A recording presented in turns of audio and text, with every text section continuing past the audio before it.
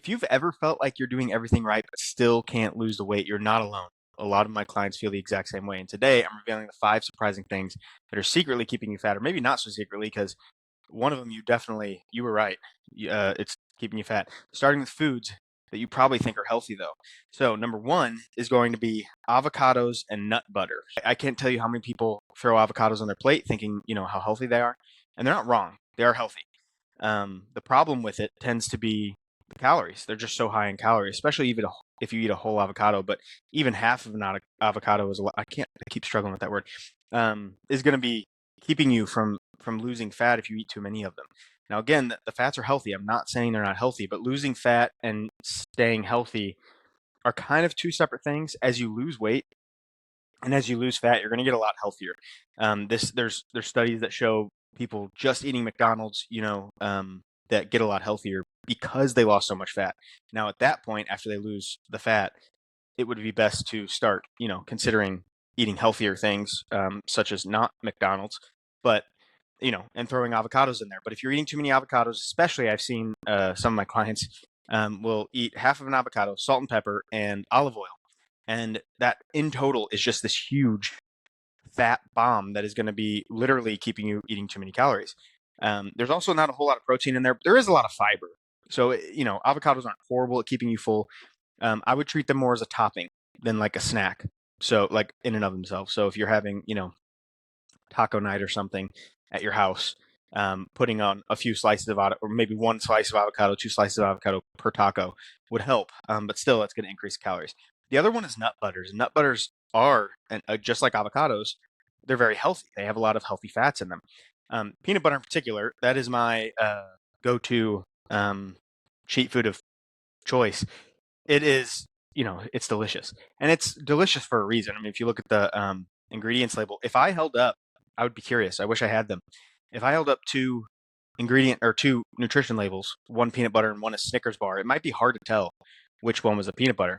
Now, although the peanut butter has healthier fat, perhaps than a Snickers bar, I'm guessing, it has a lot of sugar in it, and it just has a lot of calories in a small amount. If you've ever measured out peanut butter, and you tell me in the comments if you feel like this is true, because people who have measured, I've never heard anyone say that they don't feel like this is true. The amount of peanut butter you get, I don't know, like that's like a serving of peanut butter, maybe more like that. Doesn't matter. Serving peanut butter is incredibly small. It will depress you in that, wow, I had no idea I was eating, 1,000 calorie peanut butter and jelly sandwiches. So avocados and nut butters. Now I'm going to have some additional tips on how to work around these things. So first, I will use this one. So instead of nut butters, try actual nuts, actual peanuts, actual almonds, anything like that. Now they're still going to be higher in calorie. It's just going to be a lot harder to overconsume on them. You do have to be careful. You can't just pour them in your hand. Measure them out, please. And that will really help you. And you're going to get a lot more fiber that way, especially with almonds instead of almond butter.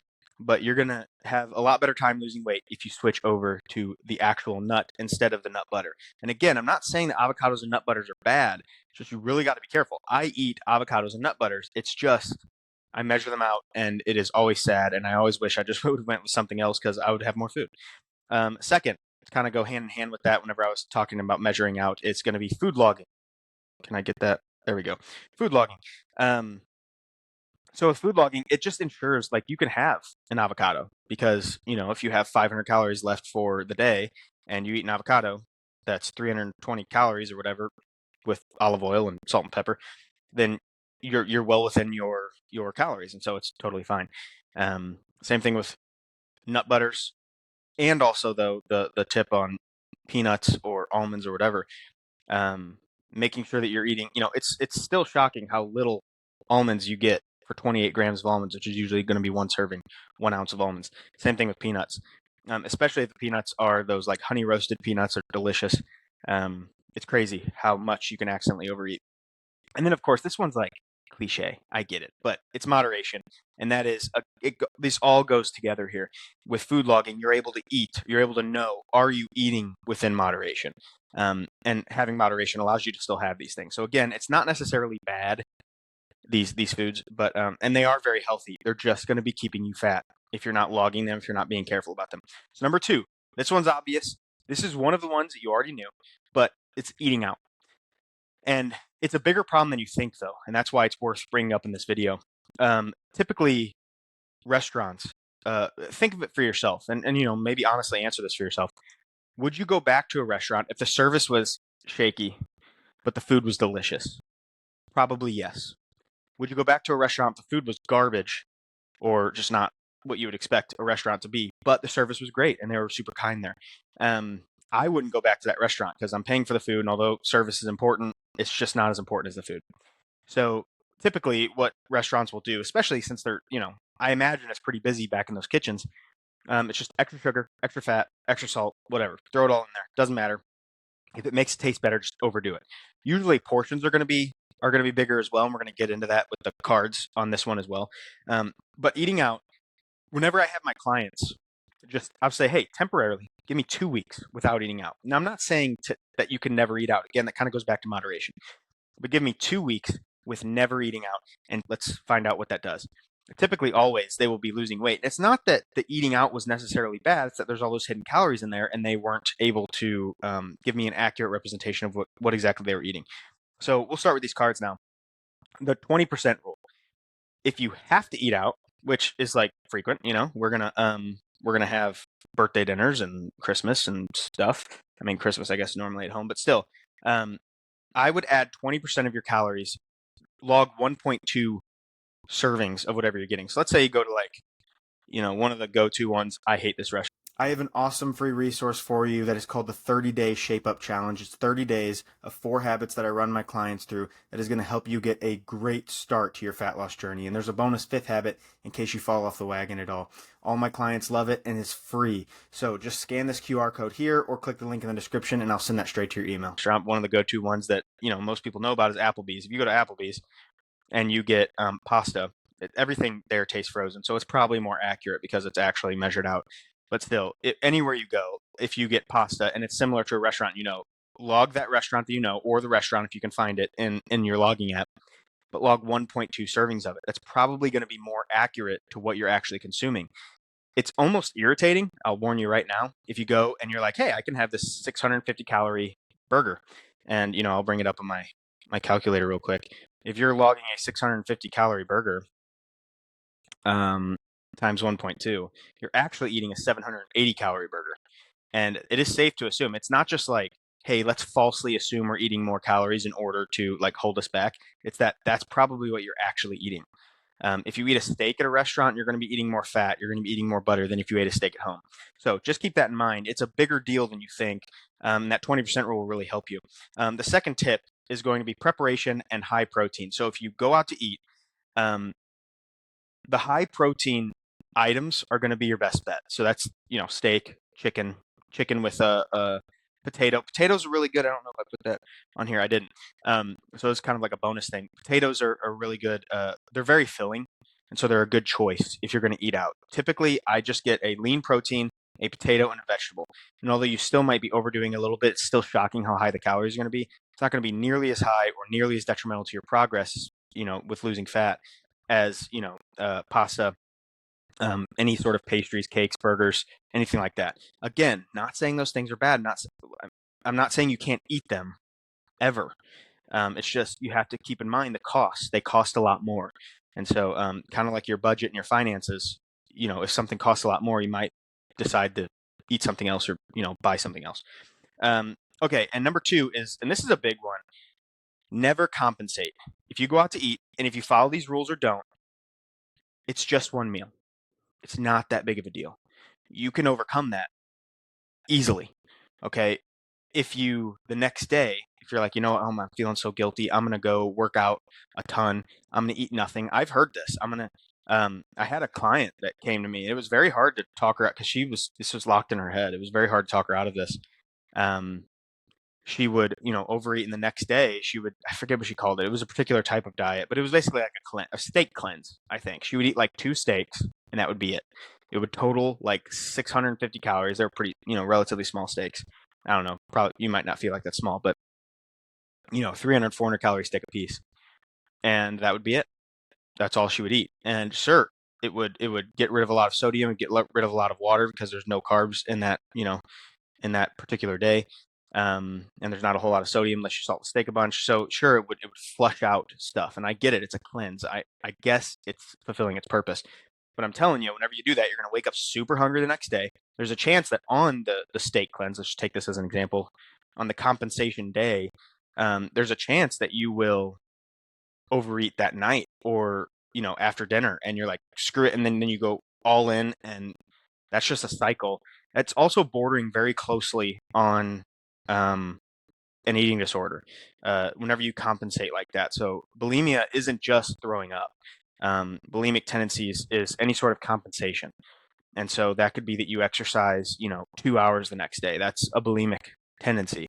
It could be that you eat very little, and not that you throw it up, but that you eat very little. And that's not to be confused with anorexia. And I'm not an expert on eating disorders, but that is a very closely tied thing to eating disorders. So be careful with compensation. I promise you, one meal doesn't mean anything. Don't try to compensate. Next is going to be oils and sauces. So this is probably one of the biggest hidden ones. This is one that you might not have known about.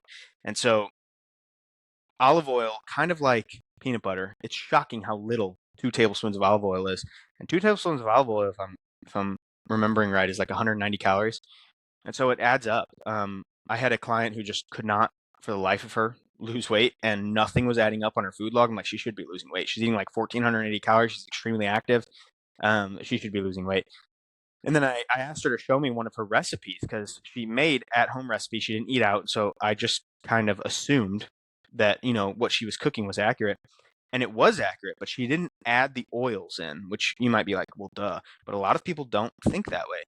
She wasn't adding the oils in to her recipe because it would be, for cooking. So you put I'm making this up. I don't remember the recipe, but she, put the chicken in there and then oil to make sure it doesn't stick to the pan, right? But that oil right there, she just poured 300 calories in there. And then you add the pasta noodles in there and you got to have a little bit of sauce on that, right? So oil, and now we're at 600 calories. And if you divide that between 2 meals, let's say for husband and wife, that's what she was doing. That's an additional 300 calories every single time she cooked, right? And that was the difference between her weight loss and not losing weight. Was 300 calories here and then a couple hundred calories over here, 500 calories a day, and that's a pound a week. And that was what was keeping her overweight. So let's get into these bonus tips on oils and sauces. Oh, and sauces, I never really talked about that. I understand the temptation, and I am totally, I sympathize with it, and I struggle with this as well. Sometimes you get, I don't know, whatever, you meal prep something and you pull it out of the fridge and you heat it up and you're just so hungry. For me, it's after a workout. I'm so hungry. Workouts do not suppress my appetite. They increase it right after. So I'm so hungry and I go in there and I'm like, some ranch would be so good. Even the fat-free ranch or the low-fat ranch. We use mostly low-fat ranch, and it's still like 80 calories for a serving. It's not horrible for ranch, but it's not good.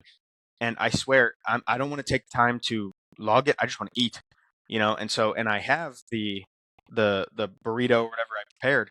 I have that, so that I don't have to like take the time to log because it's already kind of logged.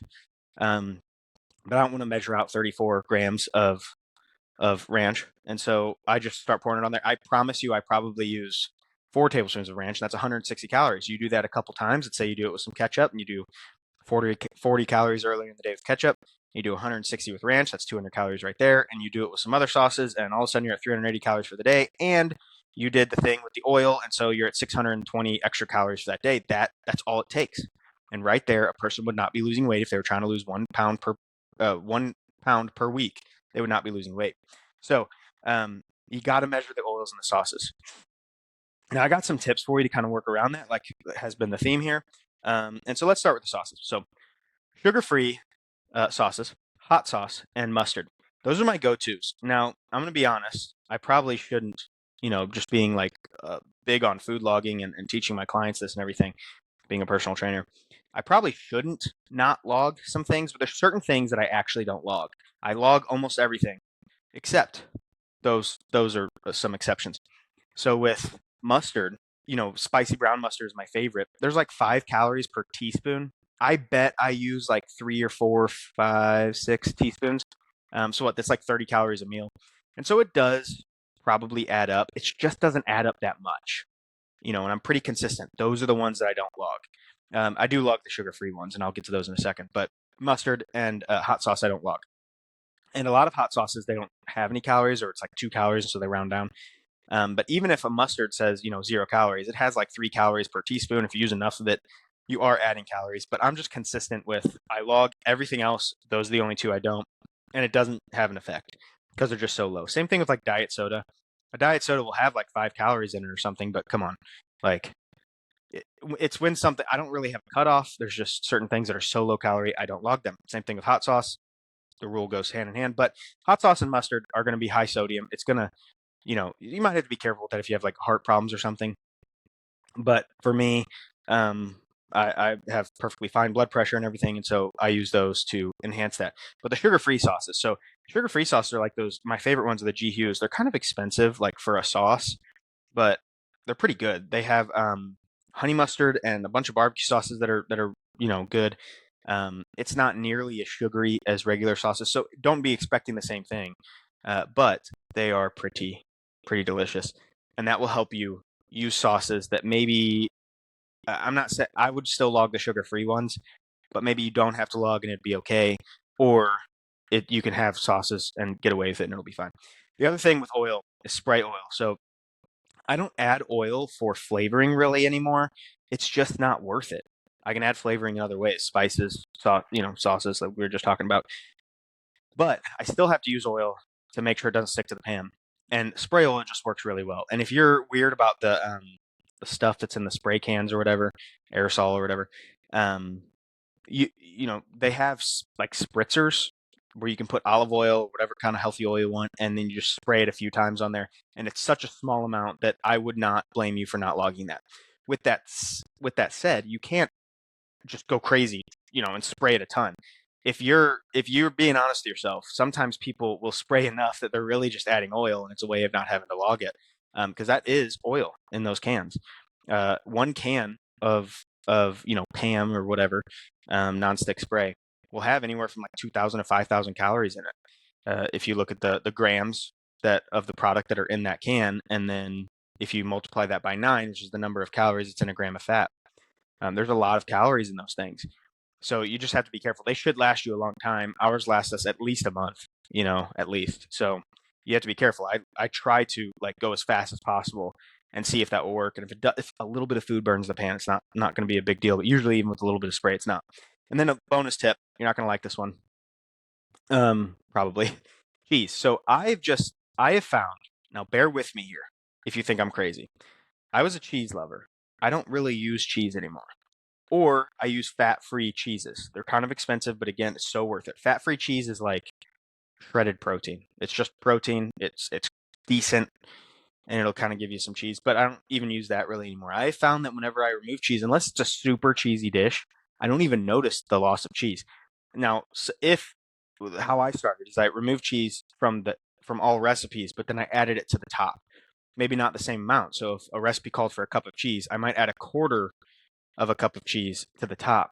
And then I'm telling you, you taste it better because it's like, I guess it's, instead of it being cooked in, it's on the surface. So you taste it better, a lot less calories. I started with that, and then I moved to just not having cheese. Now, the reason that we went no cheese is because my daughter's lactose intolerant, and I want to try and support her and not be having cheese in front of her. She's never really gotten to taste the deliciousness of it, so she doesn't really care. But yeah, so that's why. And I just know, or I just noticed, sorry, that it just wasn't as I wasn't missing anything. We'll say that. So number 4, this is one that you knew was keeping you fat, and that's pasta. Pasta's keeping you fat. Now it's not really, kind of like the avocados and the nut butters. It's not really the thing keeping. You can't just blame carbs and say that they're keeping you fat, because they're not. You could eat, vegans, vegetarians. They have 70% carbs sometimes in their diet, and they're usually going to be much leaner. So it is not just the carbs in and of themselves, but it is shocking how much pasta, kind of like avocados and nut butters, not to that degree. It is shocking how many calories pasta has in it. So I tend to do things like potatoes, and rice is the same, kind of falls. I could do rice/pasta in this one, but for whatever reason, I don't eat as much rice. And with rice, I like to cut it half and half. I'll do half rice and half cauliflower rice. and it just makes it better. But the pasta, I just can't get. Like I can't do the zucchini noodles and stuff. If you can do zucchini noodles, you're a winner chicken dinner. You get to eat pasta still, and you'll be fine. But they're always soggy, and I don't know how. Maybe if you have tips for me, leave them in the comments. But I just can't get them right. So we don't do a whole lot of pastas. Now, when we do, we do. I mean, we'll do a pasta meal probably about once a week. You might be like, oh, that's a lot of pasta. I mean, it doesn't feel like a lot to me. Um, but what I do with pasta meals is I'll basically take the recipe, whatever it is, and I'll double the protein and I'll keep the pasta the same. So like with lasagna, instead of 3 layers of noodles, I'll do 2 layers of noodles and then I'll double the the uh, the meat. So we'll use 2.5 pounds of ground turkey. The ground turkey that is the Butterball ground turkey at Walmart close to us, they come in 1.25 pound containers, which I'm all for. That's great. Um, More protein, the better. So I'll throw in 2 packages of that, and that's 2.5 pounds. So let's get into some of these. And it's crazy how some of my recipes. I won't pull out my phone right now, but some of my recipes that I have, it'll be a pasta recipe, and it'll be for a serving 39 grams of carbs and 45 grams of protein. It's amazing that it's a pasta, but it's higher in protein. That's things with that's like fat-free cheese. If there is cheese on top or whatever, that's almost pure protein. Uh, and then of course the ground turkey. We usually use ground turkey, ground beef, same thing, or chicken. There's be a lot of chicken. It's crazy. Like chili mac, if we ever make that, kind of rare. But a little bit of macaroni, a moderate amount of chili, and a lot of chicken. It's almost like chicken sauced with with chili. So um, Oh, I just described this one. So cool. Pasta, extra protein. Throw in and literally an extra protein. If the recipe calls for 2 chicken breasts, make it like 5. If you make the chicken breast good enough, I grill it. I promise you won't mind. Number 2. Man, I already talked about all this. Potatoes. Adding potatoes to your pasta. Not to your pasta, what am I saying? Adding potatoes instead of pasta. So, a potato pasta. That would be weird. um, let's say that you had, chicken and eggs and you ate that on a bed of potatoes. That's a breakfast bowl. Sounds good to me. I know it's not pasta, but pretty good. Um, so using potatoes instead of pasta is potatoes are very, very filling. I think they're the highest um, carb on the satiety index. I think you feel the fullest from potatoes out of any carbs. I think they're up there with like protein sources. So potato skin on especially will keep you feeling fuller. And next is going to be veggies, adding veggies in. So we make a chicken fried rice. Sometimes I use chicken fried rice noodles. I do. It's not actually fried, but um, we'll throw in a lot of peas and carrots in there. For whatever reason, I just like it. Sometimes with like, um, I'm trying to think of another pasta dish that we make, but sometimes with like a chicken cordon carbonara. There we go, chicken carbonara. We'll throw in a bunch of peas or spinach or something like that. And I know it doesn't always go with it, but it's good. That those are the tips there. And then we'll make this one pretty quick. I think exercise. So your exercise is something that's keeping you fat. And what I mean by that is it's just not intense enough. Number one, wait, oh, I already have it in here. Let's just start with these. Weightlifting. You do have to be you should. You really should be weightlifting. If all you're doing is cardio, and I'm the biggest fan of cardio, I want people to be doing cardio. Most of my clients do more cardio than weightlifting, but they still weightlift at least twice a week because you got to keep your lean muscle mass. Ideally, build some. That's going to increase your basal metabolic rate. It's going to help you lose weight. I'm telling you, it's a good thing. Please be weightlifting. Let me know, and I could send you some stuff if needed, like in the comments. I'll respond with a short or something because I don't do a lot of weightlifting stuff on my channel, but there is, so much importance to weightlifting. Number 2 on this is steps still matter. Like for whatever reason, I find that when people start doing cardio, their steps really drop off. So I would track your steps and make sure they stay consistent. There's nothing necessarily super special about steps. Try to get like 8,000. If you have a desk job, getting 8,000 might be hard. Pick something that's a little bit challenging. get there and keep it there. If 6,000 is challenging for you and you're doing 4 days of cardio outside of that, do those 4 days of cardio, get good at that. Do your 2 days of weightlifting, whatever, however your plan falls. But make sure that you're getting your 6,000 steps every day, because if your steps fall off, let's say that, an extra 1,000 steps burns an extra 100 calories. I don't know. And I used to have a chart on this, but it does, obviously it burns more calories. And let's say you burn 300 calories on the treadmill, which, believe it or not, is a pretty good treadmill work. It's probably going to be closer to like 200 calories on the treadmill, but you make up for it by walking 100 calories less. Well, you just spent that 30 minutes or whatever walking on the treadmill, only burning 100 calories.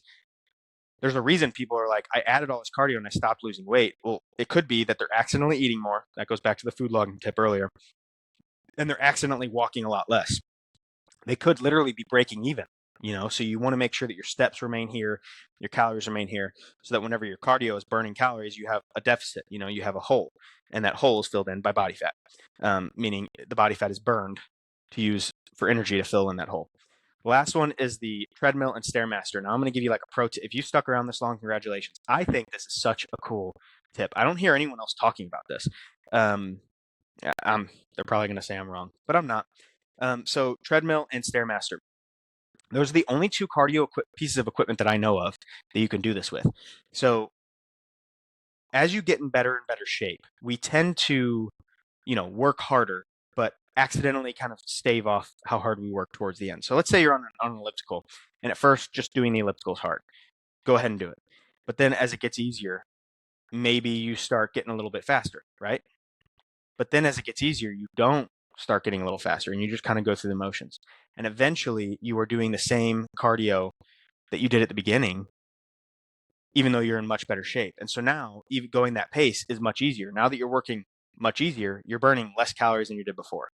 Even though you got better at it, you're burning less calories than you did before. Now, if you use your improved fitness, let's say your fitness was here and you were working an 8 out of 10, and now your fitness is here. If you were to go this old pace, you would be so fit, it'd be easy and you'd barely be burning. But if now your fitness is up here, now you're going an 8 out of 10 still, now that you're in better shape and you're still doing an 8 out of 10, you're going to be going a lot faster. So let's say that at first you did 40 RPMs on the bike. Well, make sure that you're not accidentally now doing 38 RPMs or 42 RPMs. Like, now that you're more fit, you should be doing 60 RPMs, revolutions per minute, on the bike. That way you're going faster. But on the bike, you could increase the intensity, right? You go to level 1, level 2, level 3, level 4. Let's say you build up to level 16. This is awesome. But you used to do 80 RPMs, and now you're doing 40 RPMs because it got harder. So the treadmill and the Stairmaster force you into a speed and an incline. The Stairmaster is usually set. Let's just take the treadmill as an example. If you set that at 2% incline, 3.1 speed, and you build up to 3.2, 3.3, let's say you go up to 3.5, and you're like, any faster, I'm going to start jogging, so I'm going to stick to 3.5 to walk. And then instead of 2%, as you get more fit, it's 3%, 4%, 5%, 6%. Eventually, in the same 30 minutes or 45 minutes, you're going to be doing the 3.5 speed at a 12% incline. And now for free, meaning you don't have any additional time that you're giving it, you're just working harder in that time, you're burning much more calories than you did 2% incline. I forgot what I just said. It was 11%, 12%. Let's say you're working at 12% incline. That's 10% incline increase. Look that up online. It is crazy how many more calories you're burning in that same amount of time. So your exercise, specifically your cardio, is keeping you fat, and that you're going through the motions. That is something that I typically see. And then same thing with weightlifting. And, I mentioned that without weightlifting, eventually you're going to be losing muscle and fat.